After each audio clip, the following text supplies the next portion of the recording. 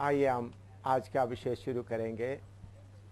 उसके लिए पढ़ेंगे हग्गाई का किताब, दूसरा अध्याय, उसका 7वां पद। The book of Haggai, prophecy, book of Haggai, दूसरा अध्याय, उसका 7वां पद पढ़िएगा। मैं सारी जातियों को कम कपाऊंगा और सारी जातियों की मन भावनी वस्तुएं आएंगी।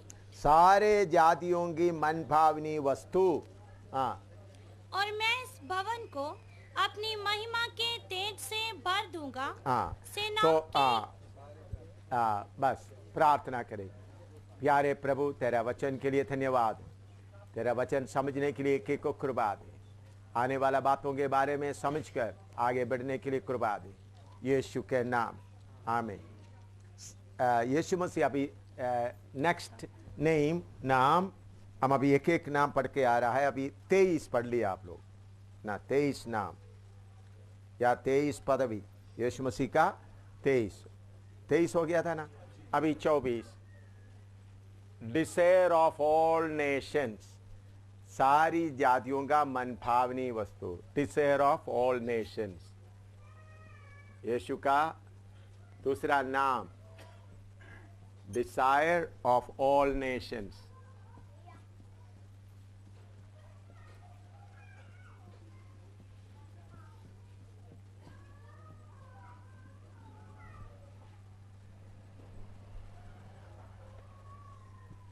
Desire of all Nations. इस बात को समझने के लिए रोमी 8 का 22 पढ़िएगा। रोमन्स 8:22, रोमी 8 का 22।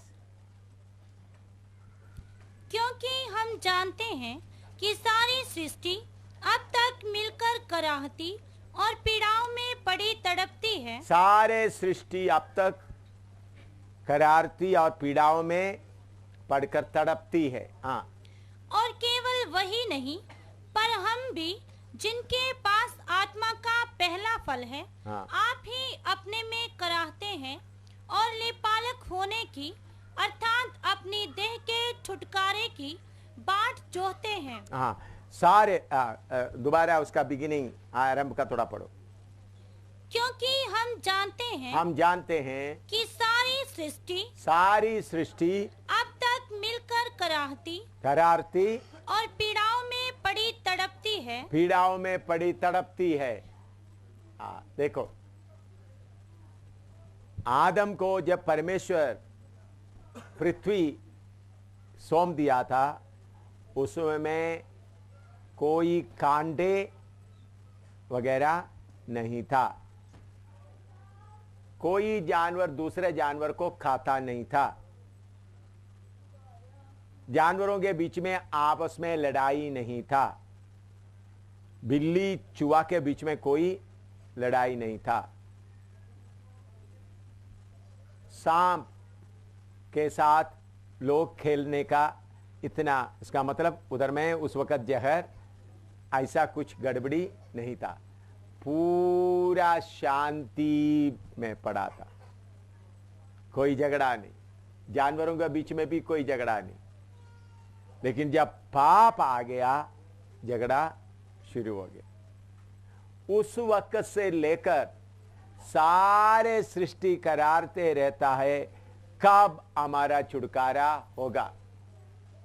तो उनको मालूम है छुटकारा देने वाला एक आएगा, वो है प्रभु यीशु मसीह। तो सबका आशा, डिजायर ऑफ ऑल नेशंस के बारे में बाद में बताएंगे। सबका आशा किसके ऊपर है? प्रभु यीशु मसीह। इसलिए मैंने आपको 1000 साल के हुकूमत के बारे में थोड़ा समझाया था। उस समय शैतान को 1000 साल के लिए बांधा गया हालत में होगा। उस वक्त शेर भी घास खाएंगे, सिंह भी घास खाएंगे। उसके बारे में हमने गाया है, यह देखो बादलों पर यीशु राजा आता है। तो सब धरती भी कह रहा है, धरती भी देखो कितना लोगों का खून पड़ रहा है। आपको मालूम है, जब हाबिल का खून पृथ्वी में पड़ा, पृथ्वी क्या किया? परमेश्वर के सामने दुहाई दिया, देखो तुम्हारा हाबिल। पढ़िएगा उत्पत्ति की किताब, आइएगा।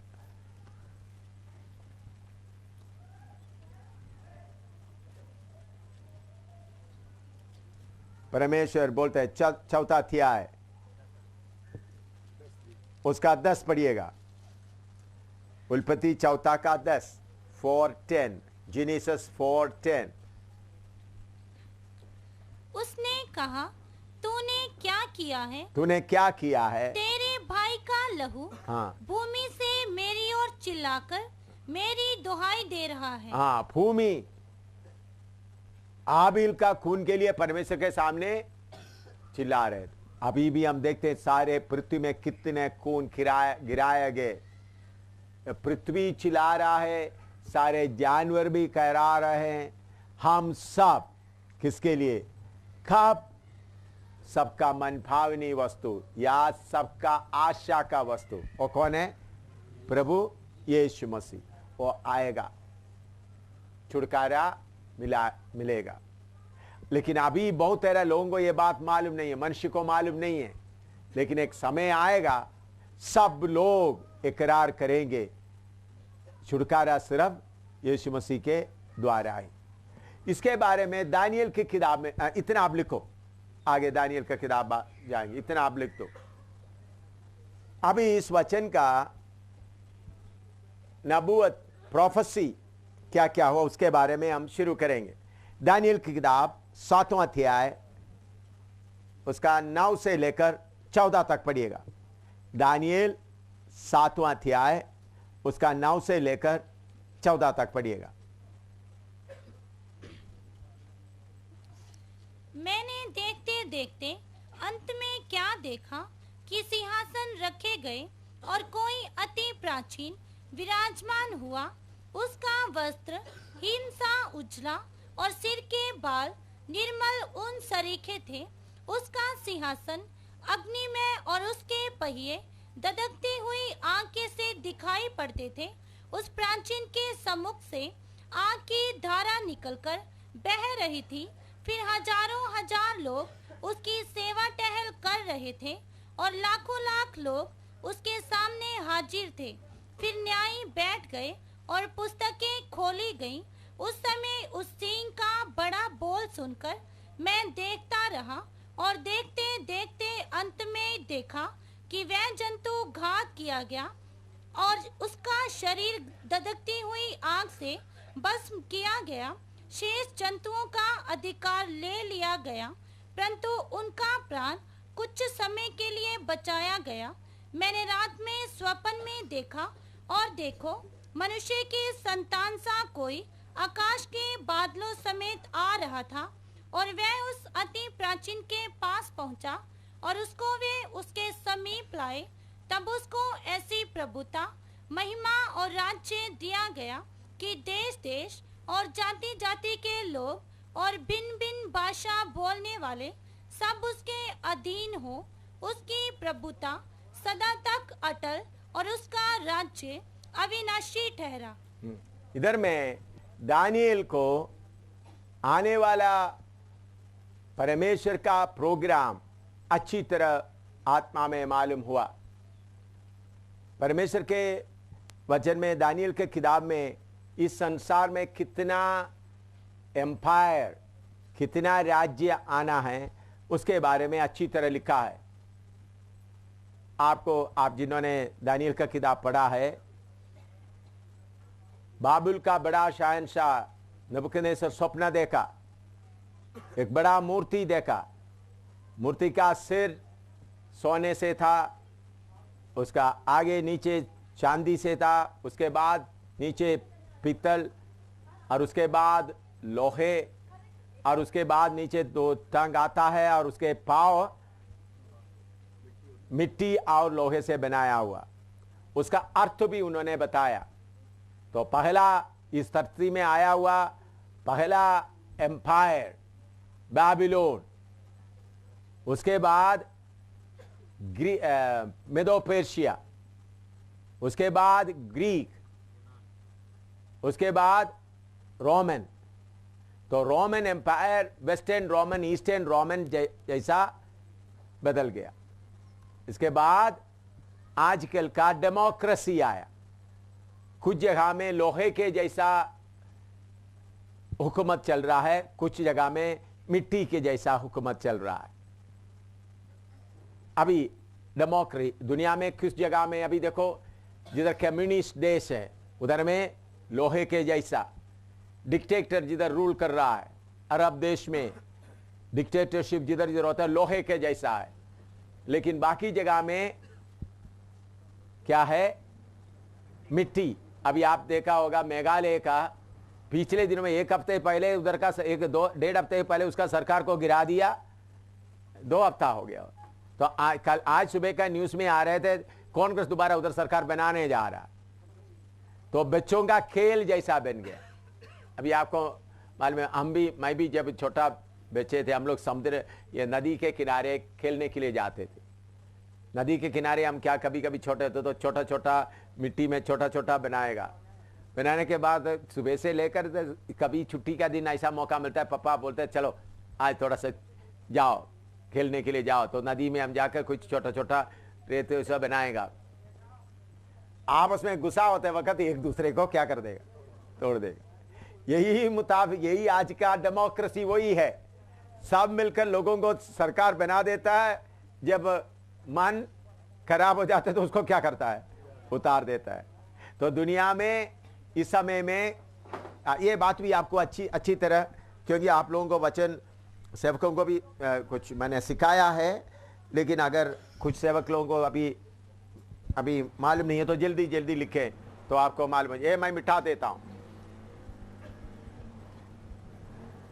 पहला जो वर्ल्ड हिस्ट्री जो अच्छी तरह आता है उनको मालूम है, पहला वर्ल्ड एम्पायर, ये सारे संसार को एक साथ हुकूमत किया हुआ सबसे पहले बेबीलोन एम्पायर।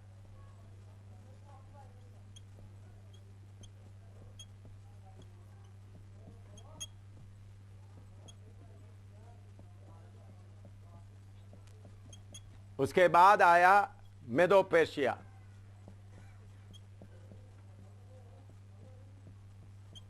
ये सब दानियल को दिया हुआ दर्शन के अनुसार हुआ। उसके बाद आया ग्रीक। मेदो पर्शिया के बाद आया ग्रीक। ग्रीक का है अलेक्जेंडर द ग्रेट। फिर रोमन, जूलियस सीसर वगैरह। रोमन क्या हो गया? 2 हिस्सा हो गया, वेस्टर्न ईस्टर्न रोमन। तो उसके बाद आया डेमोक्रेसी एंड डिक्टेटरशिप।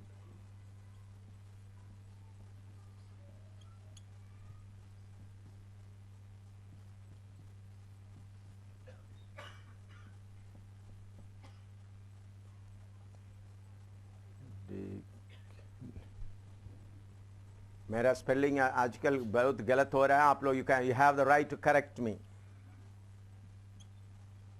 डिक्टेटर। फिर आएगा एंटी क्राइस्ट।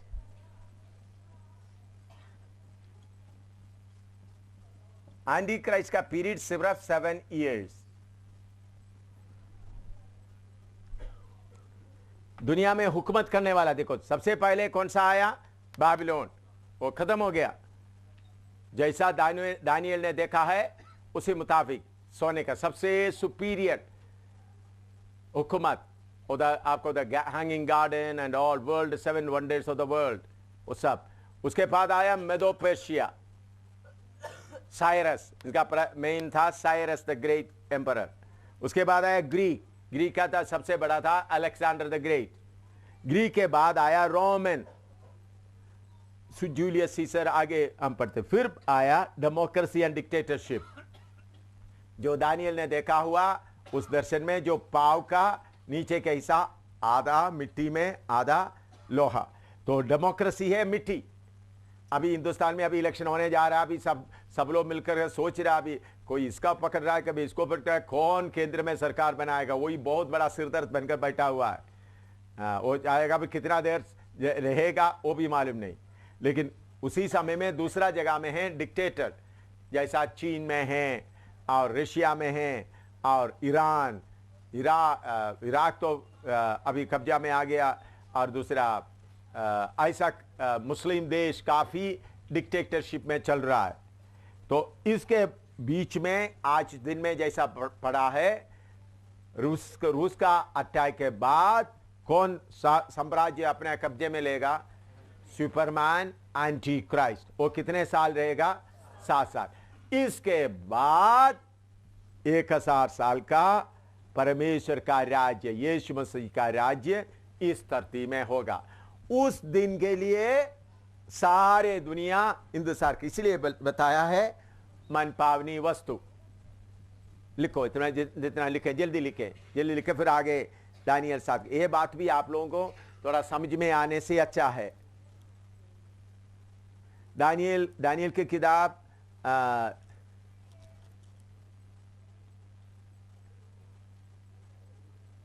दूसरा अध्याय में इसके बारे में अच्छी तरह लिखा हुआ है। दूसरा अध्याय दानियल का दूसरा अध्याय 31 से लेकर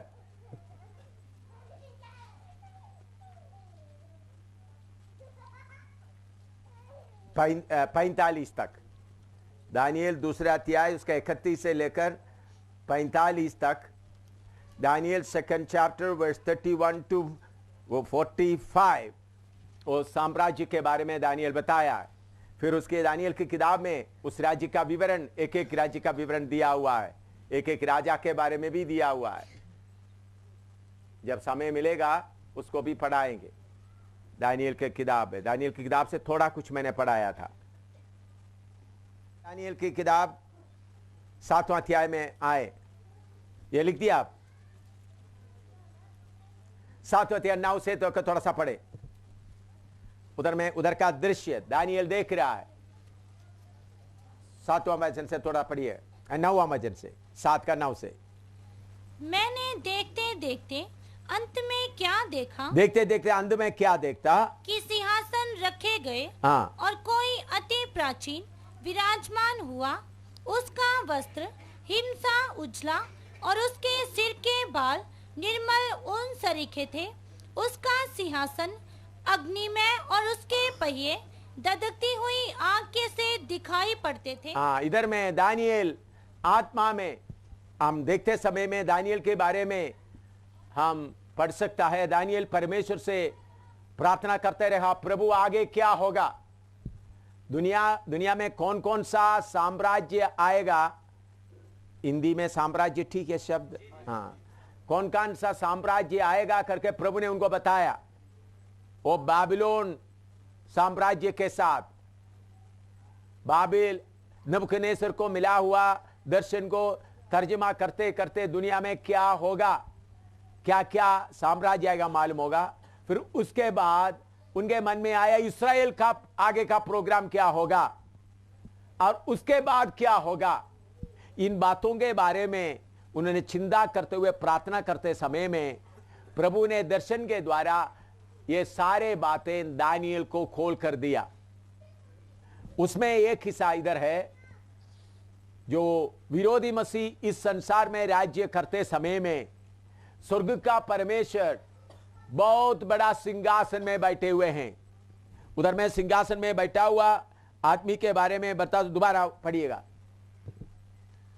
मैंने देखते देखते अंत में क्या देखा, हाँ, कि सिंहासन रखे गए और कोई अति प्राचीन हाँ, विराजमान हुआ। हाँ, उसका वस्त्र हिमसा उजला, उनका वस्त्र हिमसा उजला और सिर के बाल निर्मल ऊन सरीखे थे। हाँ, उसका सिंहासन अग्नि में, हाँ, और उसके पहिए दधकती हुई आग के से दिखाई पड़ते थे। सर्वशक्तिमान परमेश्वर सिंहासन में बैठे हुए हैं। उसका 10 भी पढ़िएगा। उस प्राचीन के सम्मुख से आग की धारा निकलकर बह रही थी। उस प्राचीन के सामने से आग का धारा निकलकर बह रहे थे। फिर हजारों हजार लोग उसकी सेवा टहल कर रहे थे हजारों हजारों लोग उनका सेवा टहल कर रहे, चारों तरफ खड़े हुए हैं। हाँ और लाखों लाख लोग उसके सामने हाजिर थे। हाँ, लाखों लाखों लोग उनके सामने हाजिर थे। फिर न्यायी बैठ गए। न्यायी बैठ गई। उधर में 9वां अध्याय 9वां वचन में लिखा सिंहासन रखे गए। अंग्रेजी में पढ़ते समय का थ्रोन्स, एक ही सिंहासन नहीं, एक से ज्यादा। तो आप थोड़ा सा स्वर्ग का पार्लियामेंट के बारे में इधर देखें, फिर बाद में लिखे आप। ये बातें आपका मन में अच्छी तरह समझना है, याद रखना है क्या है। इधर में विरोधी मसीह इस धरती में बड़ा बोल बोलते हुए राज्य करते समय में स्वर्ग में एक बहुत बड़ा पार्लियामेंट इकट्ठा हुआ। इधर देखिए, स्वर्ग में क्या हो रहा है? Parliament, heavenly parliament. उस पार्लियामेंट का चेयरमैन, स्पीकर या चेयरमैन, स्पीकर नहीं चेयरमैन, सर्वशक्तिमान परमेश्वर। उस पार्लियामेंट में सेवा करने के लिए हजारों हजारों हजारों स्वर्गदूत है। पार्लियामेंट का एमपीस, मेंबर ऑफ पार्लियामेंट, जैसा बड़ा स्पीकर या चेयरमैन बैठता है उसी मुताबिक एमपीस को भी बैठने के लिए जगह है। वो है, उसके बारे में लिखा है सिंहासन रखे गए।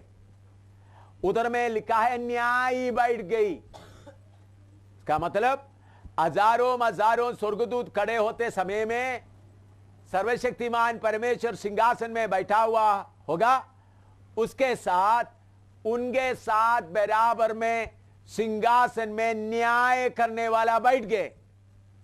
वो न्याय करने वाला कौन है? मैं और आप, यीशु मसीह के खून से खरीदे हुए, जय पाया हुआ। इसलिए प्रभु यीशु ने बोला जो जय पाया है मेरे साथ सिंहासन में बैठे। यीशु मसीह के कलीसिया चारों तरफ सिंहासन में बैठेंगे। सिंहासन में बैठकर उधर एक चर्चा होने वाला, इतना लिखो, ये सब होने वाला। मैं दिल्ली में ये प्रचार किया है, नाइट, रात का प्रचार में आगे आने वाला। दिल्ली में हजारों हजारों लोगों ने प्रचार किया है, अमेरिका में प्रचार किया है।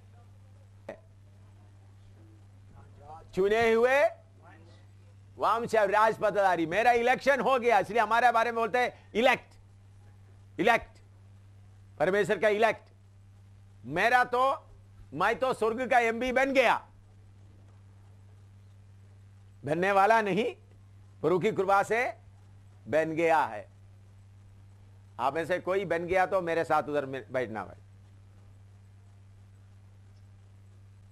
हाँ, स्वर्ग का एमपी बनने के लिए लोगों का वोट मांगने का जरूरत नहीं।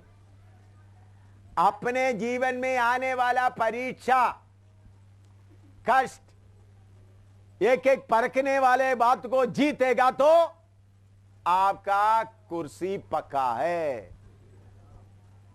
इधर में एमपी बनने के लिए मुझे वोट दे, मुझे वोट दे, वोट दे बोलने का जरूरत पड़ता है, लेकिन हर दिन एक एक बात को जय पाते जय पाते जय पाते एक दिन आने वाला है। तो आप बोलेंगे मुझे अंग्रेजी नहीं आता, हिंदी नहीं आता, मुझे कपड़ा भी ठीक पहनने नहीं आता, फिर मैं उधर एमपी बनकर क्या करेंगे? तो आपके लिए तर्जमा करने वालों को लेके आएंगे उधर, है? आपको सिर्फ डोगरी आता है तो ठीक है, अंग्रेजी। भाई आप और मैं सब एक ही भाषा बोलने वाले होंगे, हम सब एक जैसा होंगे,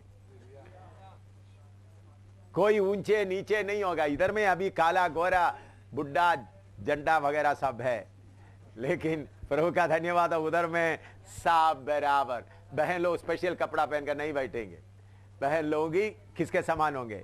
पुरुषों के समान होंगे। हालेलुया। ये तो इधर ही है, थोड़ी देर के बाद अभी आप लोग रो रहा है, कैसा कैसा, मुझे ऐसा, बाकी लोग सब अच्छा चल रहा है, मुझे ऐसा है। बहन थोड़ी देर और हौसला रखो, इसके बाद ये हालत बदल जाएगा। प्रभु का धन्यवाद हो। तो स्वर्ग का पार्लियामेंट बैठ गए। उस वक्त मिखाएल भी खड़ा है, गब्रिएल भी खड़ा है, हजारों हजारों हजारों स्वर्गदूत क्या कर दिया? आपका सेवा के लिए खड़ा हुआ है। हालेलुया। ये बात दानियल को मालूम हो गया, लेकिन वो कौन है करके दानियल को मालूम नहीं हो गया। उन्होंने बोला सिंहासन रखे गए, न्यायी बैठ गए। समझ आया? आपके अंदर आशा बढ़ता है नहीं बढ़ता? मुझे बढ़ता है भाई। मुझे ये बात बढ़ते समय में बहुत हाई स्पीड में जाने का मन करता है। हाँ, लिखो, जल्दी लिखो। वो सिंहासन में बैठा हुआ है यीशु मसीह का कलीसिया सर्वशक्तिमान परमेश्वर के साथ बराबर में बैठने का है। उनके सामने से आग का नदी बह रहा है। वो स्वर्ग का परमेश्वर के बराबर में बैठने का तैयारी इधर हो रहा है, इधर। इसलिए कष्ट का मार्ग अपना रहा है। कल और परसों लगातार मैं कौन सा मार्ग बताता गया? कष्ट, निंदा, बदनामी, सब लोग, चलो हम गरीब से गरीब। आज अभी क्या बता रहा है? ऊंचे से ऊंचे स्थान, ऊंचे से ऊंचे स्थान। हालेलुया। अभी बीमारी के द्वारा परखा जा रहा है, पैसा का तंगी के द्वारा परखा जा रहा है, दुखों के द्वारा परखा जाता है, पति के द्वारा, पत्नी के द्वारा, अलग अलग द्वारा परखा जा रहा है। तुम्हारा कुर्सी तैयार हो, तुम्हारा कुर्सी नहीं सिंहासन तैयार हो रहा है। कुर्सी क्या है?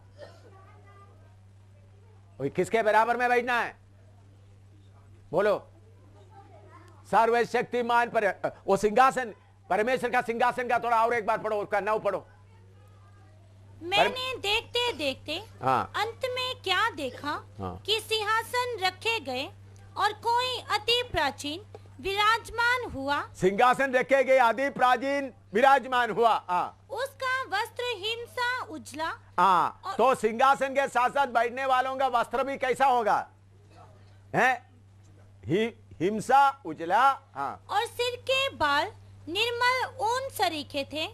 उसका सिंहासन अग्निमय और उसके पहिए, उनके सिंहासन कैसा है? अग्निमय। और उसके पहिए ददकती हुई आग के से दिखाई पड़ते थे। उनका सिंहासन का पहिए ददकती हुई आग के समान दिखाई देते हैं। मेरा भाई, मेरा और आपका सिंहासन भी वैसा ही है। इधर बैठे हैं या और कहीं हैं? मेरा और आपका प्रभु यीशु ने बोला जो जय पाएगा मेरे साथ, जैसा मैं बाप के सिंहासन में बैठे वो भी बैठेंगे। तो उधर में पिता का सिंहासन, हमारा सिंहासन बराबर होगा। लेकिन पिता को देखने से मालूम होगा वो पिता है। पिता अपने सिंहासन में बैठा है। वो सिंहासन कैसा है? पढ़ो। सिंहासन के दरकती हुई, उसका सिंहासन अग्निमय और उसके पहिए ददकती हुई आग के से दिखाई पड़ते थे। अग्निमय सिंहासन में बैठना है। इधर सुनना, अग्निमय सिंहासन में बैठना है तो पत्रोस बोलता हुआ, पहला पत्रोस 4 का 13, 14 का आग के बीच में से निकलने वाला होगा। वो पढ़ो, कौन सा है? 4 का 12, 13। पहला पत्रोस 4 का 12, 13। हे प्रियो, जो दुख रूपी अग्नि तुम्हारे परखने के लिए तुम में भड़की है। तुमको परखने के लिए भड़की है। इससे ये समझकर अचंबा ना करो कि कोई अनोखी बात तुम पर बीत रही है। पर जैसे जैसे मसीह के दुखों में सहभागी होते हो आनंद करो जिससे उसकी महिमा के प्रकट होते समय भी उसका महिमा प्रकट होते समय तुम आनंदित और मगन हो। देखिए, इधर देखे, उधर में जाते वक्त वो सिंहासन कैसा है? अग्निमय। उस सिंहासन में बैठने के लिए कौन योग्य बनेगा? इस दुनिया का कष्ट और दुख का अग्नि में जलकर तैयार हो गए। कच्चा एक भी उधर बैठ नहीं सकेगा। कच्चा। इस संसार का आग में जो जलता है, जलकर पक्का होता है, वो आगमय सिंहासन में बैठेगा। लिखो, इस संसार का थोड़ी देर का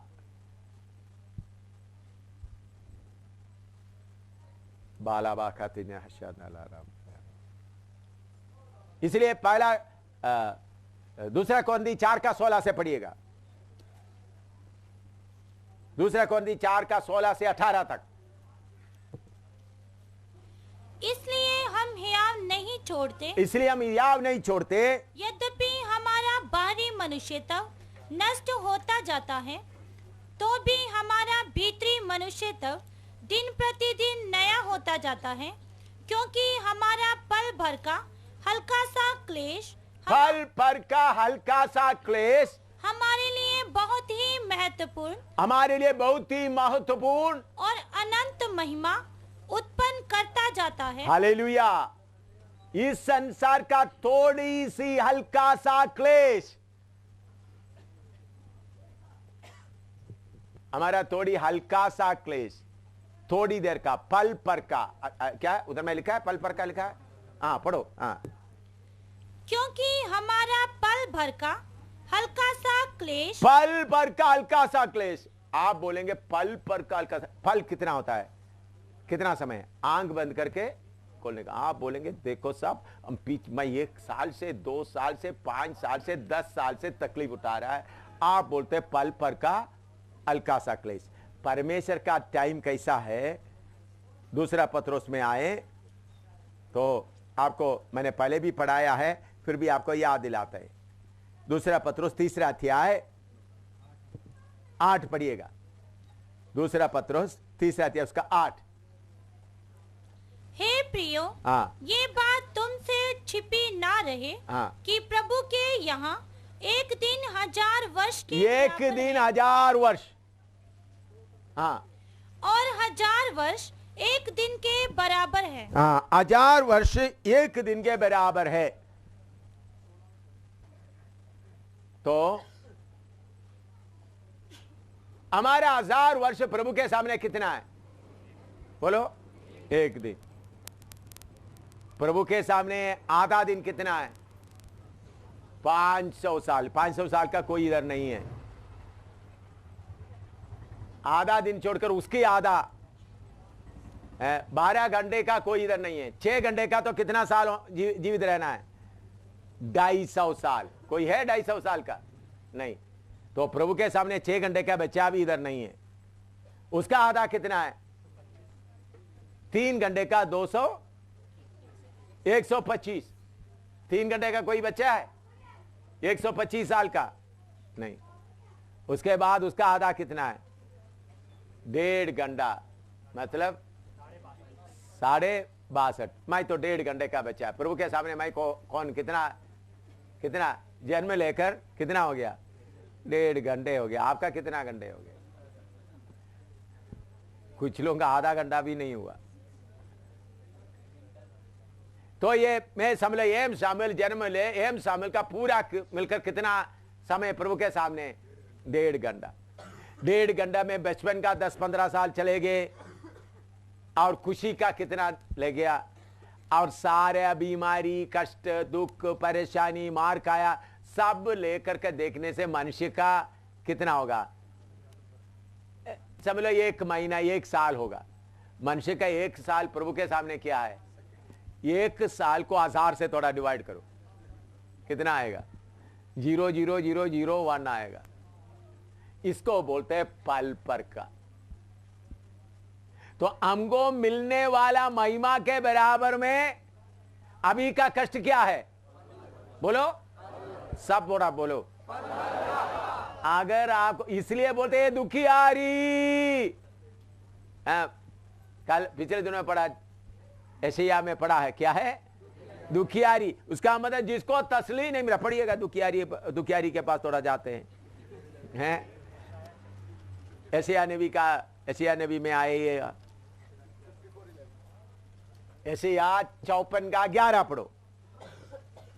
54:11। हे दुखियारी, हे दुखियारी, तू जो आंधी की सताई है, आंधी की सताई है, और जिसको शांति नहीं मिली, जिसको शांति नहीं मिले। इधर में दुखियारी कोई है? इधर में दुखियारी कोई नहीं है। दुखियारी जिसको तसली नहीं मिला है, तुमको क्या करेगा? नया यरूशलेम का हालत बताया, पढ़ो तो क्या करेंगे तुमको?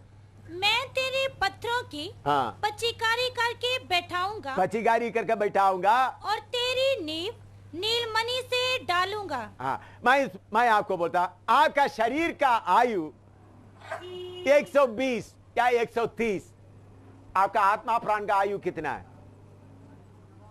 बोलो, कोई हिसाब नहीं। शरीर का आयु कितना है? 120 130। दूसरा, आपका आयु जो आप जन्म लिया कभी कदम नहीं होगा। रहने का जगह प्रभु के साथ नया यरूशलेम और नया पृथ्वी में, नहीं तो नरक की आग में। तो हमारा आत्मा प्राण का आयु कोई लिमिट नहीं, क्योंकि वो सर्वशक्तिमान परमेश्वर से सृजा गया है। यह बात समझना। तो थोड़ा सा शरीर का सुख के लिए यीशु को छोड़ दिया, थोड़ा शरीर का सुख के लिए प्रार्थना बंद कर दिया, शरीर का सुख के लिए इधर उधर की बातें घूमते गया, लेकिन तुम्हारा आयु इतना लंबा चौड़ा पड़ा है, आनंद काल की आग में पड़े रहेंगे। तो इस संसार का पल पर का हल्का सा क्लेश आपको अग्निमय सिंहासन में बैठने का योग्य बनाता है। इसलिए पौलुस बोलता है, दूसरा तीमुथी 2:12, दूसरा तीमुथी 2:12,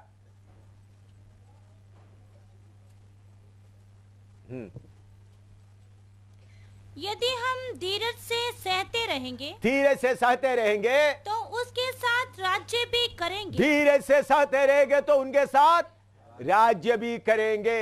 हालेलुया। धीरे से सहना है।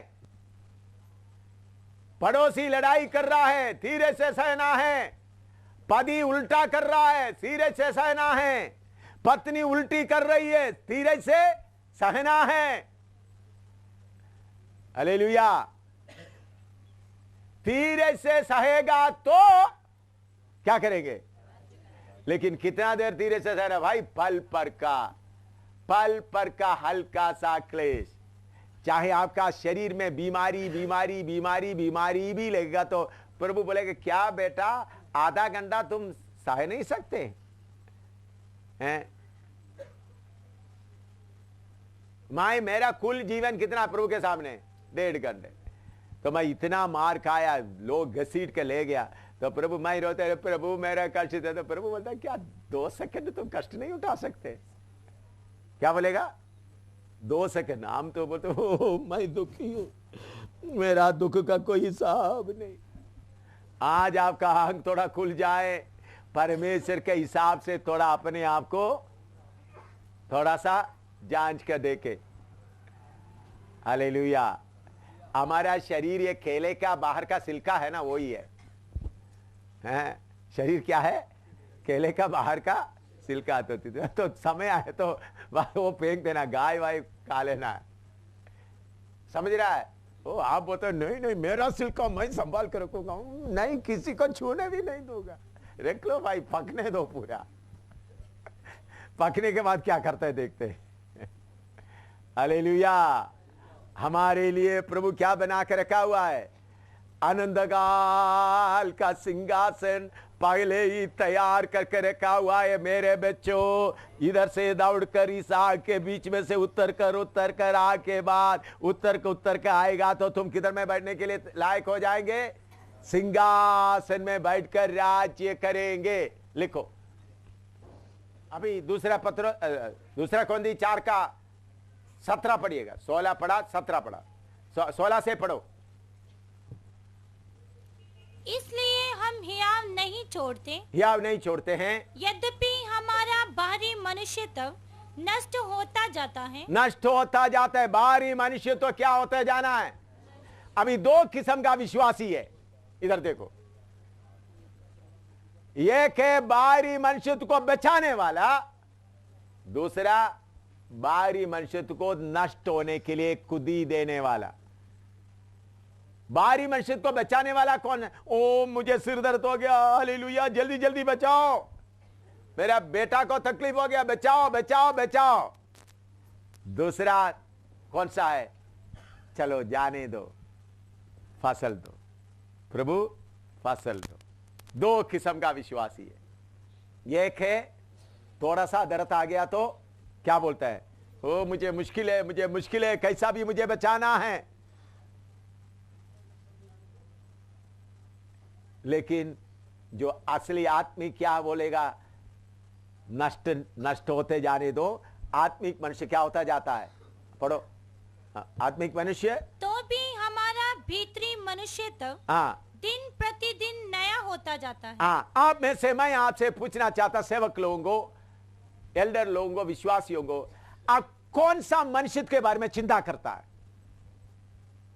आत्मिक मनुष्य के बारे में चिंता करता है, बाहरी मनुष्य के बारे में? आप में से बहुत तरह लोग सुअर की तरह, सुअर,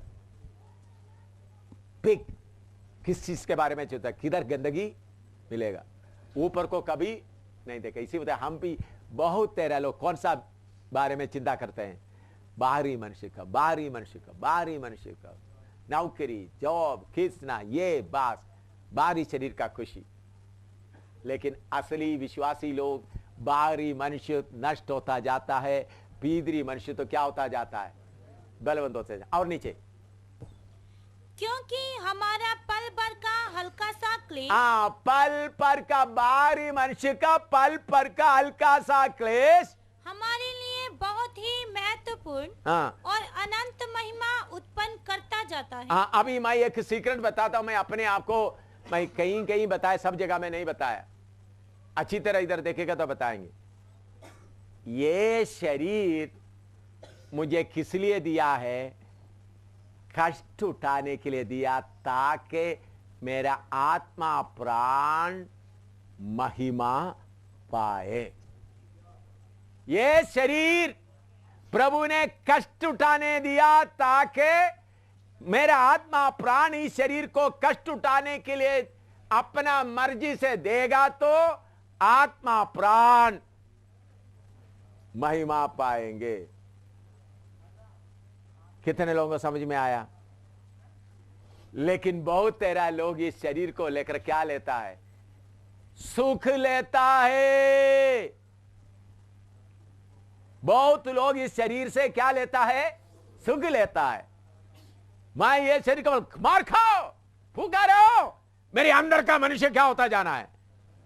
बलवंत होता जाना है। मैं इस प्रिंसिपल के अनुसार मेरा जीवन आज तक बिताते आया। मैं मेरा शरीर को बोलता हूं, ये शरीर तुमको कष्ट उठाने के लिए रखा गया है, कष्ट उठाने के लिए शरीर को दिया गया है, बीमारी सहने के लिए दिया गया है, मार खाने के लिए दिया गया है। मेरे अंदर एक आत्मिक पुरुष है और बलवंत होना है। प्रार्थना करना तो प्रार्थना करो, जिसको प्रार्थना करने का मन है। मैं स्वर्ग का भेद आपको खोलकर बताया, स्वर्ग का भेद खोलकर बताया।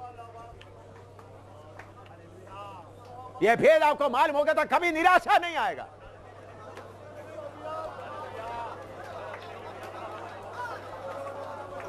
ये शरीर तुमको कष्ट के लिए दिया गया है। ये सिय्योन का भेद है।